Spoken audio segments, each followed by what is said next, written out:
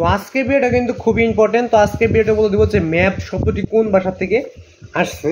তো এই ম্যাপ শব্দটা কোন ভাষা থেকে আসছে, তো এটা ছিল কলেজের তোমাদের 363 নম্বর পৃষ্ঠায় ভূগোলের প্রশ্নটা ছিল যে ম্যাপ শব্দটি কোন ভাষা থেকে আসছে।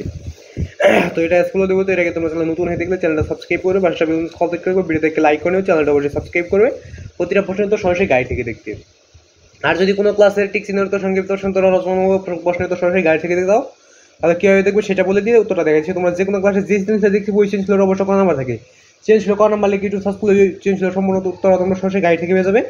এবং সংক্ষিপ্ত প্রশ্নটা দেখবে সংক্ষিপ্ত প্রশ্ন লিখে ইউটিউব সার্চ করলে ওই সংক্ষিপ্ত উত্তরটা তোমরা সরাসরি গাইড থেকে পেয়ে যাবে। এবং টিক চিহ্ন দেখতে একটু ভিন্নভাবে সার্চ করে দেবে, যে যাদের ঠিক তোমরা দেখতে পাবে প্রথম টিক চিহ্ন মানে 1 নাম্বার টিক চিহ্ন প্রশ্ন লিখে ইউটিউব সার্চ করলে ওদের সবগুলো টিক চিহ্ন উত্তর তোমরা সরাসরি গাইড থেকে পেয়ে যাবে। তো ম্যাপ শব্দটি কোন ভাষা থেকে এসেছে, তো নিচে উত্তরটা দেখে নাও।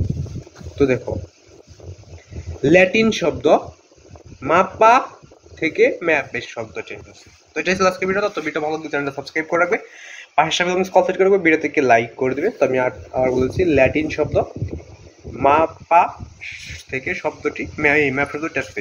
আজকে ভিডিও ভালো লাগলে চ্যানেলটা সাবস্ক্রাইব করবে, পাশের সাথে তুমি কমপ্লিট করে রাখবে, ভিডিও থেকে লাইক করে দেবে।